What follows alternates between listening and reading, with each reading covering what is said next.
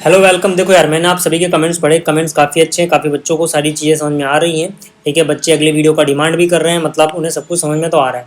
लेकिन फिर भी कुछ बच्चे डिजिटल बोर्ड की डिमांड कर रहे हैं कि डिजिटल बोर्ड पे अगर पढ़ाओ तो ज़्यादा अच्छा रहेगा। वो इसलिए कर रहे हैं क्योंकि क्लास 10th तक मैंने जो आपको पढ़ाया वो डिजिटल बोर्ड पे पढ़ाया था। ठीक है, हिंदी मीडियम अकेडमी पे। अभी यहाँ पे डिजिटल बोर्ड इसलिए नहीं पढ़ा रहा क्योंकि मेरे पास वो डिजिटल बोर्ड अभी है नहीं जो था, तो इंतज़ाम करने में थोड़ा टाइम लगेगा। तब तक आप यहाँ पे बने रहो, आपको सारी चीज़ें तब भी अच्छे से ही समझ में आएंगी। बट जैसे ही ठीक है डिजिटल बोर्ड का इंतजाम हो जाता है, जल्दी हो जाएगा और फिर हम उस पर स्विच कर लेंगे। फिलहाल आप अभी थोड़े दिन तक ऐसे ही पढ़ो। चलिए शुरुआत करते हैं प्रश्नावली 2.2 की। चैप्टर अपना चल रहा है संबंध एवं फलन। इस चैप्टर का बेसिक मैंने बिल्कुल शुरू से लेके एंड तक सब कुछ आपको इंट्रोडक्शन वाली वीडियो में बता दिया था, हर एक टॉपिक अच्छे से क्लियर कर लिया था। तो जिसने वो वीडियो नहीं देखी है पहले उसको देख लेना, आपका इस चैप्टर का पूरा बेसिक क्लियर हो जाएगा। फिलहाल 2.2 की बात कर रहे हैं, तो शुरुआत करते हैं क्वेश्चन 1 से। क्वेश्चन 1 में देखो एक समुच्चय ए दिया गया है जिसके अंदर ये सभी एलिमेंट आते हैं। एक रिलेशन यानी कि संबंध है जहाँ पे एक्स और वाई आएंगे, मतलब इनका एक क्रमित युग्म आएगा जहाँ पर कंडीशन ये होगी कि 3x माइनस वाई 0 के बराबर होना चाहिए। एक्स और वाई दोनों ए में होंगे। ठीक है, अब हमें से पूछा क्या गया, हमें पूछा गया है कि जो ये रिलेशन है अगर वो ए से ए है तो इस संबंध को हमें लिखना है। ठीक है, और इसका प्रांत, सहप्रांत और परिसर बताना है। तो यार एक बात बताओ, यहाँ पर जो रिलेशन है वो ए टू ए है, यानी कि ए से ए में जा रहा है। ठीक है, अब यहाँ पर जो हमें खास बात बताई गई है वो क्या है कि इस रिलेशन में क्या क्या चीज़ें आएंगी। एक्स वाई का एक क्रमित युग्म आएगा जहाँ पे कंडीशन ये है कि x के 3 गुने में से अगर y घटाया जाए तो 0 बचना चाहिए, जहाँ पे x और y दोनों ही a से आएंगे। ठीक है, देखो x और y दोनों a से क्यों आएंगे, क्योंकि यहाँ से हम x लेते हैं, यहाँ से y, अब दोनों ही a है तो जाहिर सी बात है यार दोनों a से ही आएंगे। ठीक है, अब अगर मैं इसको सूचीबद्ध तरीके से लिखूं तो मुझे पहचानना आसान हो जाएगा कि यहाँ पे प्रांत परिसर क्या है। सह प्रांत तो हमें डायरेक्ट पता है कि वो ए होता है। ठीक है, अगर आपने पिछली वीडियो देखी है तो आपको पता होगा, नहीं देखी तो अभी समझ में आ जाएगा, टेंशन मत लेना। यहाँ पर देखो 3x माइनस वाई बराबर 0 है, ये मेन कंडीशन है। ठीक है, तो अगर मैं इसको थोड़ा सा और ब्रेक डाउन करूँ, ठीक है, तो यहाँ पे जो आपको ये दिख रहा है ना 3x minus y is equal to 0, ठीक, इसको मैं इस तरह से भी लिख सकता हूँ। ठीक है ना, अपने काम के लिए, क्योंकि मेरा मेन कैलकुलेशन इसी से होगा। ठीक है, यहाँ पे देखो तो इसको मैं लिख सकता हूँ y बराबर 3x, है ना, क्योंकि ये जो माइनस वाई इधर शिफ्ट हो जाएगा तो y बराबर 3x बचेगा, उसी को मैंने यहाँ ऐसे लिख दिया। अब जैसे ही आपको ये चीज़ नज़र आ रही है ना, अब यहाँ से आप इसको सूचीबद्ध तरीके से लिख पाओगे। कैसे लिखोगे, देखो आपको क्या करना है, क्रमित युग्म लिखने। पहला क्या होगा x, दूसरा क्या होगा y। तो यहाँ से x भी a से आ रहा है, y भी a से आ रहा है, तो a में है क्या क्या, 1 से लेकर 14 तक। तो अगर मैं x की वैल्यू 1 लूँ यहाँ पर, तो x की जगह 1 रखोगे तो y कितना हो जाएगा, y हो जाएगा 3 गुणा में 1 यानी कि 3। यानी कि अगर x को 1 लिखते हो तो y उसका 3 गुना यानी 3 हो जाएगा। और अगर आप x को 2 रखते हो तो यहाँ पे x की जगह 2 रखो तो 3 दूनी यानी y 6 आएगा। पहला x है यानी कि 2 रखा, y 6 आ गया। x को अगर 3 रखोगे तो y 3 का 3 गुना यानी कि 9 हो जाएगा। x को अगर 4 रखोगे तो y 12 हो जाएगा। ठीक है ना, आपको यहाँ पे x रखते जाना है। x को आपने 4 रखा, 4 तियाँ y हो गया 12, यानी कि x 4 y 12। इसी तरह से x को अगर 5 रखोगे तो y 15 आना चाहिए था, लेकिन ऐसा हो नहीं सकता।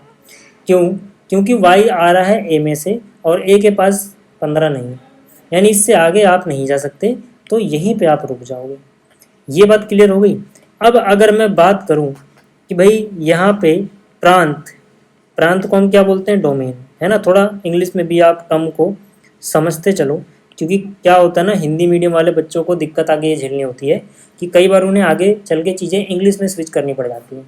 तो अगर आपको बेसिक टर्म्स पता रहेंगे ना तो वहाँ पे स्विच करने में, ठीक है ना, इंग्लिश को अपनाने में आपको आसानी रहेगी। ठीक है, तो प्रांत यानी कि जो डोमेन होता है उसे हम कहाँ से सेलेक्ट करते हैं, देखो डोमेन जो होता है ना, तो ये जो क्रमित युग्म है ना, इसमें से कोमा के पहले वाला यानी कि जो संबंध आया अपना, इसमें से कोमा के पहले क्या है 1, कोमा के पहले क्या है 2, कोमा के पहले क्या है 3, इस कोमा के पहले क्या है 4। यानी कि जो प्रथम घटक है इस क्रमित युग्म का, जितने भी क्रमित युग्म है संबंध में, इन्हीं प्रथम घटकों से एक समुच्चय बना दो। यानी कि 1, 2, 3 और 4, इनका अगर हम एक समुच्चय बना दें तो ये हो जाएगा प्रांत यानी कि डोमेन। ठीक है, ये सब चीज़ें मैं आपको बेसिक वाली वीडियो में बता चुका हूँ, है ना। मैं ये मान के चल रहा हूँ कि आप इंट्रोडक्शन वाली वीडियो देख के आए हो। ठीक है, प्रांत के बाद हम बात करते हैं परिसर की। किसकी बात करते हैं? परिसर की। परिसर यानी कि रेंज। तो रेंज के लिए देखो मैंने आपको क्या बताया था कि ये जो अपना संबंध आया है ना, इसका द्वितीय घटक मतलब जो कोमा के बाद वाला है, कोमा के बाद क्या आ रहा है? 3 आ रहा है, 6 आ रहा है, 9 आ रहा है, 12 आ रहा है, इनसे अगर एक समुच्चय बनाए तो वो परिसर बन जाएगा। ठीक है, यानी कि 3, 6, 9, 12 को ऐसे ब्रैकेट में बंद कर दो, समुच्चय हो गया इनका, तो ये हो गया परिसर, है ना। इसके बाद सह प्रांत किसे बोलते हैं ये याद करो, मैंने बताया था आपको। सह प्रांत यानी कि कोडोमेन। कैसे निकालोगे आप कोडोमेन?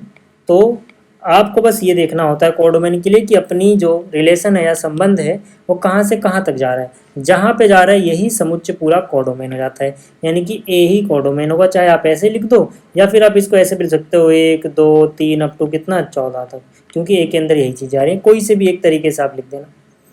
ठीक है, तो ये समझ में आ गया आपको अच्छे से। ठीक है, आगे बात करते हैं जरा प्रश्न संख्या 2 की। देखो जो प्रश्न संख्या 2 इसमें क्या बोला गया है? इसमें बोला गया प्राकृतिक संख्याओं के समुच्चय पर कोई संबंध R है जिसमें क्रमित युग्म x y आएंगे, जहाँ पे y x प्लस 5 करके आएगा, और x कहाँ तक हो सकता है? x जो है वो 4 से कम कोई प्राकृतिक संख्या होगी। x भी n से, y भी n से आएगा। ये तो क्लियर बात है। क्यों? क्योंकि प्राकृतिक संख्याओं के समुच्चय पर, प्राकृतिक संख्याओं का समुच्चय को बोलते हैं n।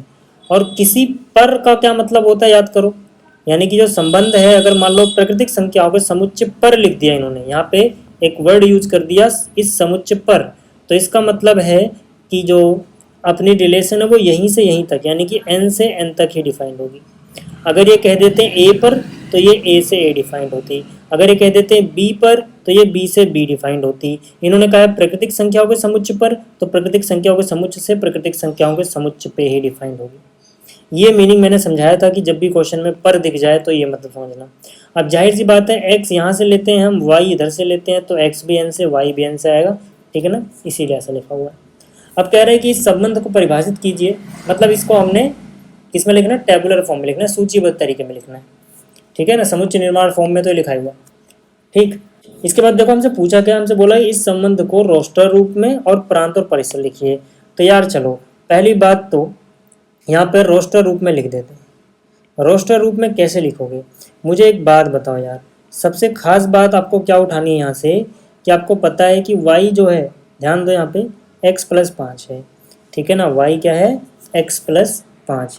तो अगर मैं, ठीक है, अगर मैं यहाँ से उठाऊँ कि भाई y अपने पास क्या आ रहा है? x प्लस 5 है। ठीक है ना, इस चीज़ पे गौर फरमाओ तो इसको रोस्टर रूप में लिखना आसान हो जाएगा। देखो हमें क्या करना है, हमें लिखना है क्रमित युग्म जिसमें पहला x होगा, दूसरा y होगा। तो x की क्या क्या वैल्यू रख सकते हो वो सोचो। x 4 से कम एक प्राकृतिक संख्या है, इसका मतलब x क्या क्या हो सकता है? x 1 हो सकता है, x 2 हो सकता है, x 3 हो सकता है। क्या x 4 हो सकता है? नहीं, क्योंकि 4 से कम, 4 तो 4 के बराबर होगा, यानी कि x तो सिर्फ इतना ही हो सकता है ना। तो यानी कि अगर सोचो x 1 रहा होगा तो y कितना होगा? y x में 5 जोड़ के आता है, यानी x 1 रहा होगा तो 1 प्लस 5 करोगे यानी 6, तो y 6 रहा होगा, यानी x 1 तो y 6 रहा होगा। x अगर 2 लोगे तो 2 और 5 7, यानी y कितना रहा होगा? 7 रहा होगा। x अगर 3 लोगे तो x की जगह 3 रखोगे, 3 और 5 8, यानी कि y 8 रहा होगा। अब 3 से आगे जा नहीं सकते, है ना, ये समझाने के लिए कहा था। इसको आप चाहो तो मिटा भी सकते हो, लिखने रहने दो, लिखे रहने दो तो भी कोई दिक्कत नहीं है। ये आगे बात आपको समझ में, ठीक है, यहाँ तक क्लियर हो गया। अब यहाँ से हमसे क्या पूछा है? हमसे पूछा है प्रांत लिखो। प्रांत लिख देते हैं यार, यानी कि डोमेन। प्रांत के लिए मैंने क्या बताया आपको कि जो भी अपना संबंध आया है इसका प्रथम घटक, यानी कोमा के पहले वाला 1, कोमा के पहले 2, कोमा के पहले 3, यानी जो जो x की वैल्यू लिखी है, ठीक है ना, उन सभी से एक समुच्चय बनाओगे तो क्या मिल जाएगा? प्रांत मिल जाएगा।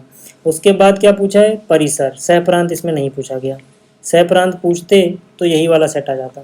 ठीक है ना, परिसर, परिसर यानी कि रेंज। तो रेंज के लिए मैंने क्या बोला कि जो ये क्रमित युग्म आए हैं इसमें सेकंड वाला यानी कि 6, 7, 8, आप ऐसे भी कह सकते हो y की वैल्यू उसका एक समुच्चय बना दो, ठीक है, यानी कि 6, 7, 8, ये क्या हो जाएगा, ये हो जाएगा परिसर। ठीक है, दूसरा प्रश्न समझ में आ गया। तीसरे की बात कर लेते हैं। तीसरे प्रश्न में देखो एक समुच्चय ए है जिसमें इतने एलिमेंट आते हैं, बी में ये सब आता है और ए से बी में एक संबंध है। याद रहे इस बार संबंध जो है वो ए से बी में है। ठीक है, अब संबंध हमें कुछ इस तरह से बताया गया है, आप चाहो तो इसको एक बार उतार भी सकते हो यहाँ पे। ठीक है, और आर को हमें रोस्टर रूप में लिखना है। ठीक है, चलो मैं एक बार उतार के दिखा देता हूँ। अभी मैं रोस्टर रूप में नहीं लिख रहा, अभी मैं जस्ट उतार रहा हूँ कि अपना जो संबंध है उसमें क्या आ रहा है, एक्स वाई, ये समुच्चय निर्माण रूप में लिखा हुआ है। ठीक है, एक्स वाई का अंतर विषम है ना, इसको हम ऐसे भी कह सकते हैं एक्स माइनस वाई करके कुछ विषम आएगा, आप चाहो तो ऐसे शॉर्टकट में भी लिख सकते हो। ठीक है, एक्स ए में से आएगा, वाई बी में से आएगा। ठीक है, अब हमें इसको रोस्टर रूप में लिखना है, तो रोस्टर रूप में कैसे लिखेंगे, ध्यान से देखो, रोस्टर रूप में लिख रहा हूँ मैं। ठीक, अच्छा ए क्या है, ए के पास है 1, 2, 3, 5 और बी के पास क्या है 4, 6, 9। ठीक है, याद रहे कि x कहाँ से आएगा, a से, और y कहाँ से आएगा, b से, और यहाँ पे जो हमें लिखना है उसमें प्रथम घटक x होगा, द्वितीय घटक y होगा। ठीक है, तो यहाँ पे अगर मैं प्रथम घटक x, ठीक है, कहाँ से लूँगा, a से। अब a में इतनी चीज़ें तो इनमें से कोई एक सेलेक्ट करूँगा। मान लो मैंने एक सेलेक्ट किया, तो प्रथम घटक अगर मैंने एक सेलेक्ट किया तो मुझे क्या करना है, मुझे द्वितीय घटक कुछ इस तरह से लेना है कि उनका अंतर विषम रहे, और द्वितीय घटक लेना है बी में से। याद रहे प्रथम घटक यहाँ से, द्वितीय घटक यहाँ से। तो अगर एक के साथ में 4 लूँगा तो 4 और 1 का डिफरेंस कितना होता है, 3, यानी इनके अंतर विषम है, 4 में से 1 गया 3।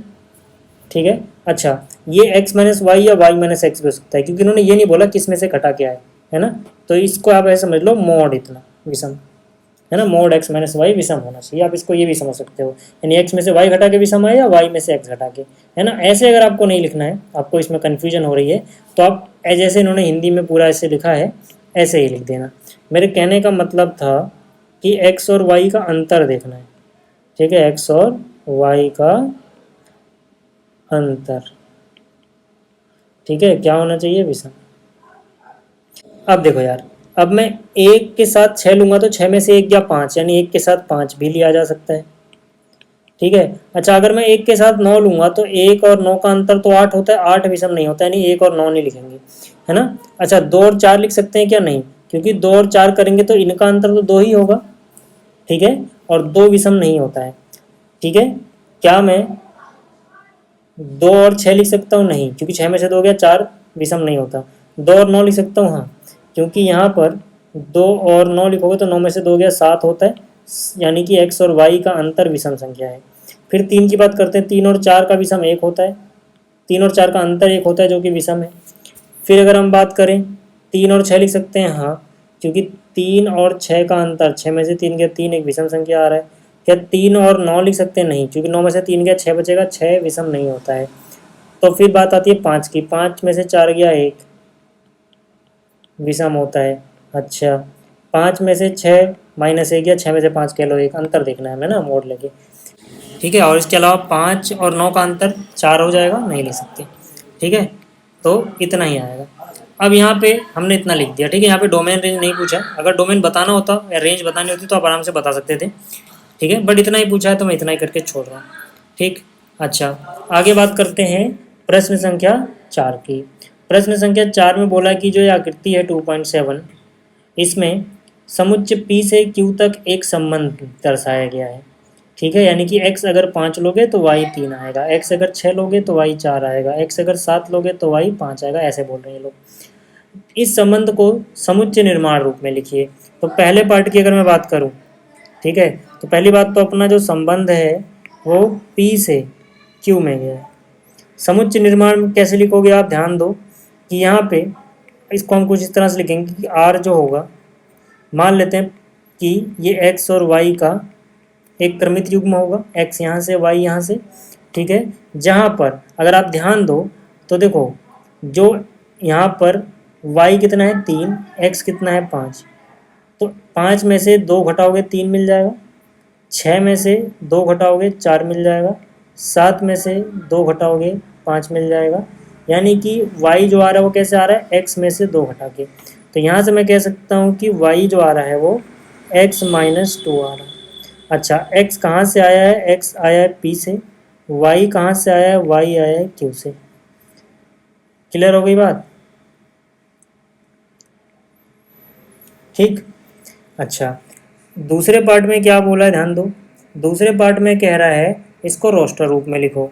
ठीक है, तो रोस्टर रूप में कैसे लिख सकते हैं, बहुत आसान है। जब यहाँ पे एरो डायग्राम दिया गया हो, तीर चित्रण, तो ये होता है x, ये होता है y, इनको जोड़े में लिख दो। ठीक है, यानी पहला जोड़ा बन जाएगा 5,3। तो यहाँ पे कितना आ गया 5,3। ठीक है, दूसरा बन जाएगा 6,4। तो यहाँ पे कितना आ जाएगा 6,4। तीसरा कितना हो जाएगा 7,5। तो यहाँ पे आ जाएगा 7,5। ठीक है, अब देखो इसके बाद क्या बोला गया, इसका प्रांत यानी डोमेन, परिसर यानी रेंज भी लिखना है। तो यार ये तो बहुत आसान है। प्रांत यानी कि जो डोमेन है उसके लिए आप क्या करोगे यार, एरो डायग्राम में तो और आसान होता है। ये पहले वाले एलिमेंट उठा के लिख दो जहाँ जहाँ से तीर निकल रहा है। तो 5 से तीर निकला है, 6 से तीर निकला है, 7 से तीर निकला है। और अगर परिसर पूछा जाए तो आपको सिंपली क्या करना है, अगर एरो डायग्राम को देख के लिखना है तो जिस जिस को जाके तीर लग रहा है ना, यानी कि 3, 4 एंड 5। तो यहाँ पे 3, 4 एंड 5 ये जो बन जाएगा ना, ये इसकी रेंज हो जाएगी, यानी कि इसका परिसर हो जाएगा। ठीक है, इतना क्लियर हो गया। तो देखो यार, क्लास 11th की जो है मैथ्स है ना, और मैथ्स का जो चैप्टर नंबर 2 है, ये काफ़ी ईजी है। इसमें आपको ऐसा कुछ हार्ड नहीं लगेगा। हाँ, आगे जाके जब आपसे डोमेन रेंज निकालने को पूछेंगे, जैसे अंडर रूट वाला क्वेश्चन हो गया, इस तरह की चीज़ें हो गई, तो हो सकता है आप थोड़ा फंसो। बट यार उसका भी अपना तरीका होता है, उसको सिखाने का भी एक तरीका होता है। तो वो मैं आपको समझा दूंगा, आप टेंशन मत लो जब हम फंक्शन में जाएंगे। अभी आप ठीक है, जो जो चीज़ें देख रहे हो इसको पहले अपने दिमाग में पक्का करो, इस पर प्रैक्टिस करो, जितनी प्रैक्टिस कर सकते हो। कुछ अलग टाइप के क्वेश्चन की प्रैक्टिस कर सकते हो, उसकी भी करो, है ना। पहले आपका बेस होता है एनसीईआरटी, उसके बाद आप अलग अलग जगह से क्वेश्चन उठाओ, ट्राई करो सॉल्व करने की। प्रीवियस ईयर्स के क्वेश्चन उठाओ, ट्राई करो सॉल्व करने की। सपने देखो यार, आपके 100 में से 99 आ रहे हैं, 98 आ रहे हैं, इवन 100/100 आ रहे हैं। ठीक है, तो इस तरह की चीज़ें अगर आप देखोगे, इवन 100/100 आ रहे हैं, तो इस तरह के सपने अगर आप देखोगे ना, सोते जागते सोचोगे, तब आपकी मैथ्स मजबूत होगी। ऐसे नहीं हो पाएगा कुछ। ठीक है, इतनी बात क्लियर हो गई। चलो आगे चलते हैं।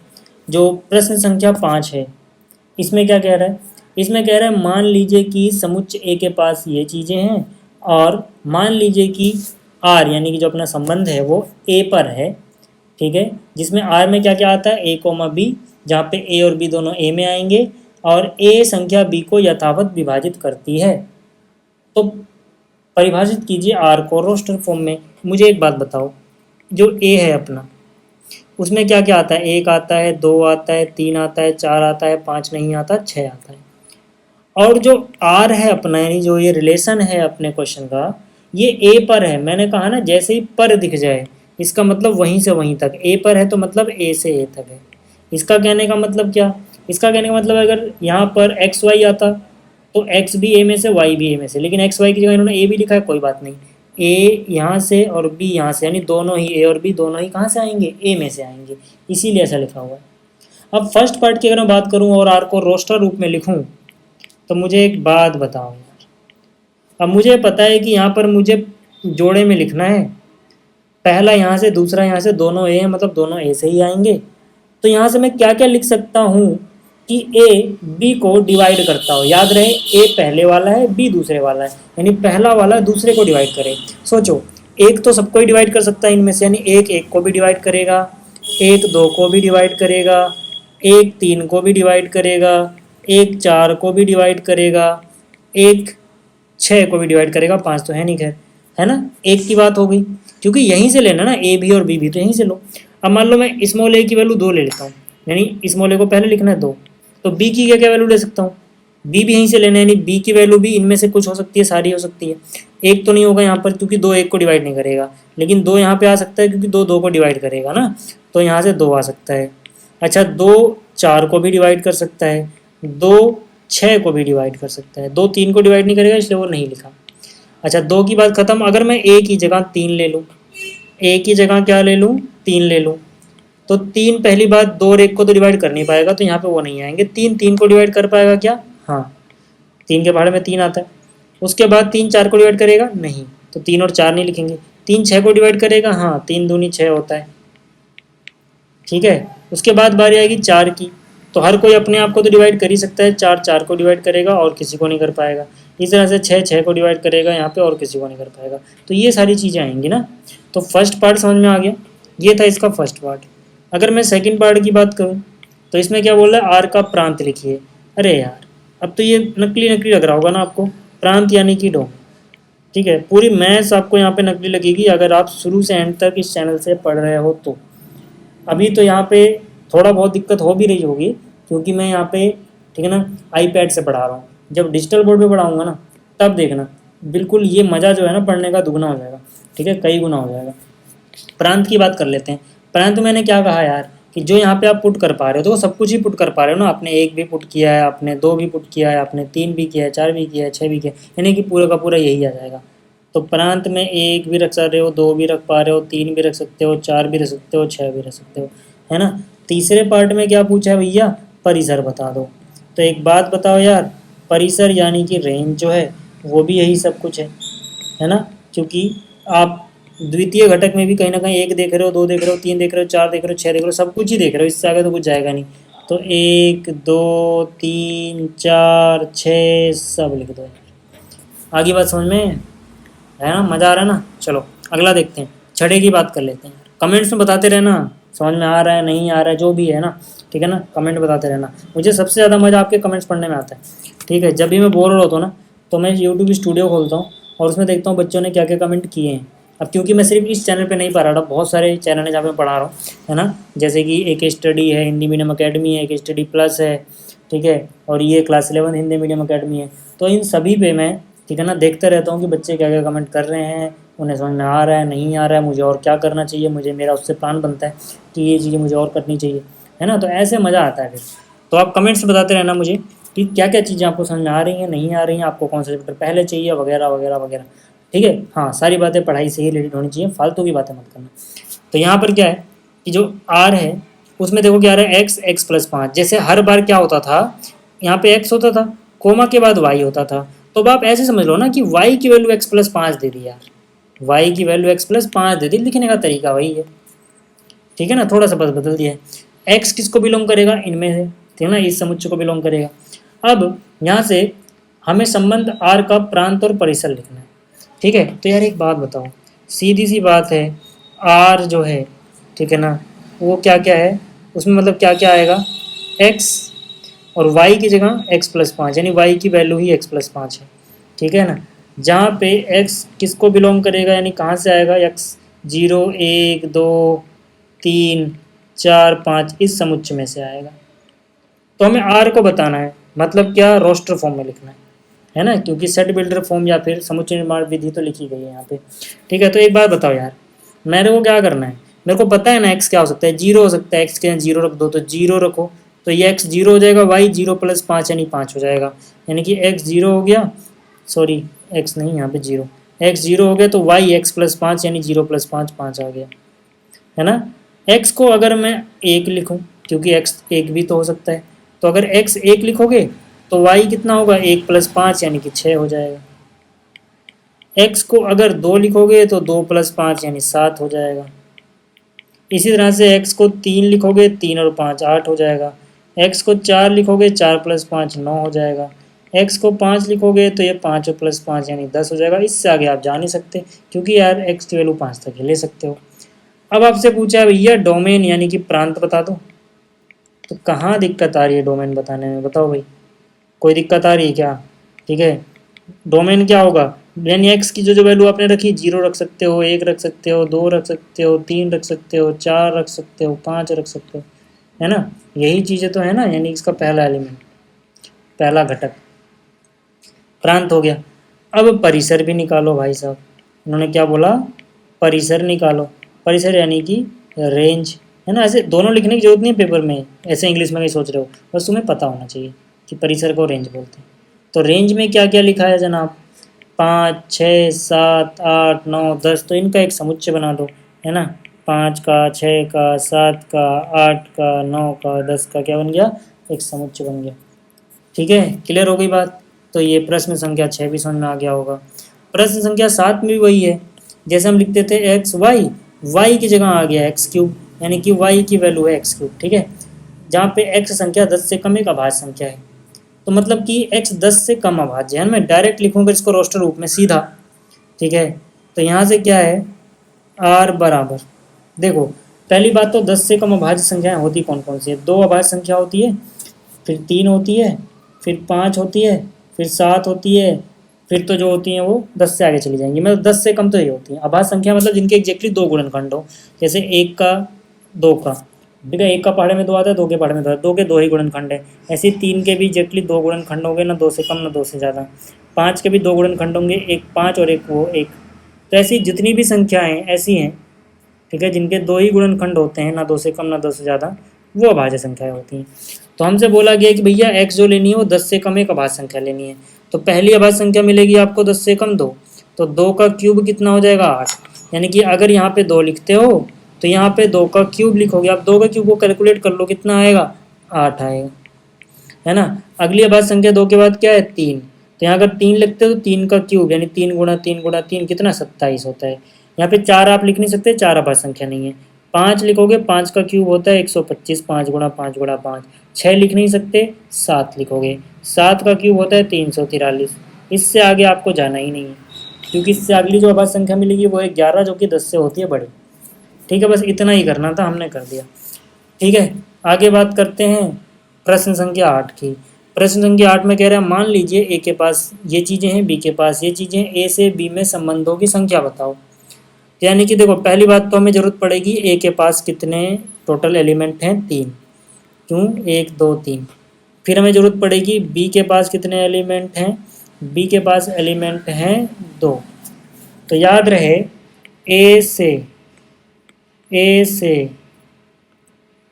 बी के कुल संबंध कितने बन सकते हैं, इसका फॉर्मूला याद आ रहा है क्या आपको। ठीक है, यार आ रहा है क्या फॉर्मूला याद, ये होता है 2 की पावर ए के पास कितने एलिमेंट हैं गुणा कर दो बी के पास कितने एलिमेंट हैं, या फिर ए क्रॉस बी के पास कितने, आप ऐसे भी कह सकते हो। तो 2 की पावर ए के पास 3 लोग, इसके पास 2 लोग, तो यहाँ से कितना हो जाएगा 3 गुणा में 2 यानी 2 की पावर 6, ये आ गया। ठीक है, चलिए आगे चलते हैं। प्रश्न संख्या 9। प्रश्न संख्या 9 है, मान लीजिए कि कोई संबंध आर है जो जेड पर है। अब जाहिर सी बात है पर जैसी दिख गया, जेड पर मतलब जेड से जेड तक। ठीक है, आर इस तरह से डिफाइंड है। ठीक है, आप चाहो तो इसको एक बार यहाँ पे कॉपी भी कर लेना। ठीक है, नहीं करोगे तो कोई बात नहीं, कि भाई आर में ए और बी का क्रमित युग्म आएगा, जिसमें ए और बी दोनों ही एक पूर्णांक होंगे, और a माइनस बी एक पूर्णांक होना चाहिए, a माइनस बी भी एक पूर्णांक होना चाहिए।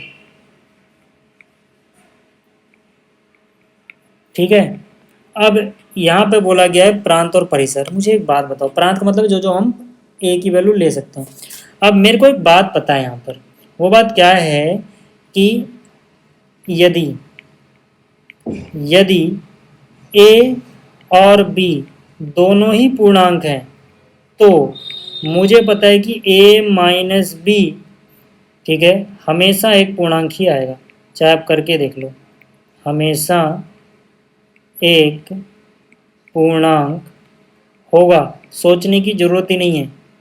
मतलब आप कुछ भी ले लो, है ना, जैसे आपने a को लिया 1, b को लिया 3, याद रहे 1 और 3 पूर्णांक है, मतलब a और b ऐसे लेने जो पूर्णांक हो, तो इनको घटा के जो आएगा वो भी पूर्णांक ही आएगा। कुछ भी अगर a और b पूर्णांक ले रहे हो तो इनको घटा के पूर्णांक ही आएगा। इसका मतलब a जो है आप कुछ भी ले सकते हो यार, कुछ भी मतलब a कहाँ से आ रहा है, देखो यहाँ से, यानी कि a कोई सा भी पूर्णांक हो सकता है, कुछ भी, सारे पूर्णांक हो सकते हैं, कोई दिक्कत ही नहीं है। तो उसी को तो हम प्रांत बोलते हैं। प्रांत मतलब जो जो वैल्यू प्रथम घटक की ली जा सकती है। प्रथम घटक यहाँ पे कौन है, a है, जैसे x होता तो x बोलते। तो प्रांत क्या हो जाएगा, a की सारी वैल्यू ले सकते हो जो भी पूर्णांक हो, तो मतलब प्रांत हो जाएगा पूर्णांक। इसी तरह से परिसर की बात कर रहे हैं। परिसर मतलब क्या, जो कोमा के बाद वाला रहता है उसकी क्या क्या वैल्यू ले सकते हो, है ना। तो इसकी वैल्यू भी क्या, कुछ भी पूर्णांक ले लो आप, सारे पूर्णांक इसमें काम करेंगे, कुछ ही को छोड़ना नहीं है, यानी परिसर भी क्या हो जाएगा, जेड हो जाएगा, क्योंकि घटा के हमेशा क्या आ रहा है, पूर्णांक ही होगा ना, ऐसा लेना है। तो ए और बी पूर्णांक, इनको घटा के हमेशा पूर्णांक आ रहा है, किसी भी पूर्णांक से दिक्कत नहीं है। अगर कोई ऐसा पूर्णांक होता है जो बी की जगह नहीं ले पाते तो फिर उसको हटाना पड़ता है, बट ऐसा हो नहीं रहा। ठीक है, तो उम्मीद करता हूँ आपको ये सारे प्रश्न समझ में आ गए होंगे। इस वीडियो में इतना ही, जल्दी मिलेंगे अगली वीडियो में। इस वीडियो को देखने के लिए धन्यवाद।